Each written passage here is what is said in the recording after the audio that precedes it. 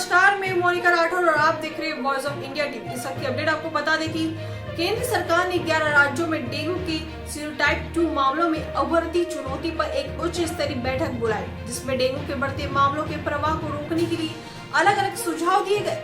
Serotype 2 dengue के मामलों की रिपोर्ट करने वाला राज्य आंध्र प्रदेश, गुजरात, कर्नाटक, केरल, MP, यूपी, महाराष्ट्र, ओडिशा, राजस्थान, तमिलनाडु और तेलंगाना है। कैबिनेट सचिव राजीव गौबा ने शनिवार को कहा कि राज्य तथा केंद्र शासित प्रदेश कोविड-19 स्थिति का गहन आकलन करने के साथ ही हेल्थ इंफ्रास्ट्रक्चर को मजबूत करे। गौबा ने साथ ही राज्यों को निर्देश दिया कि आवश्यक दवाओं का भंडार रखें और मानव संसाधन में वृद्धि करें। उन्होंने इस बात पर जोर दिया कि आत्मसंतोष के लिए कोई जगह नहीं है।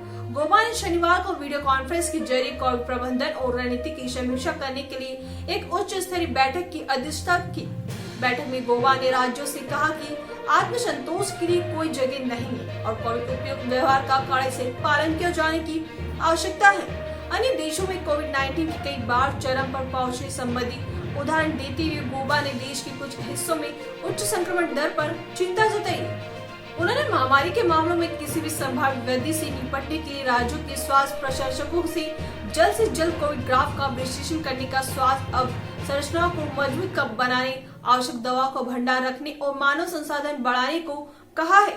वहीं केंद्रीय स्वास्थ्य सचिव राजेश भूषण ने 11 राज्यों में सीरोटाइप 2 डेंगू संबंधी चुनौती को रेखांकित किया, जो बीमारी के अन्य स्वरूपों के मुकाबले अधिक मामलों पर जटिलताओं वाला स्वरूप है। उन्होंने सुझाव दिए कि राज्यों को मामलों का शुरू में ही पता लगाने, बुखार हेल्पलाइन स्थापित करने, पर्याप्त मात्रा में जांच की, लार्वानाशकों दवाओं का भंडार रखने तथा त्वरित जांच के लिए टीमों की तैनाती करने जैसे कदम उठाए जाने चाहिए।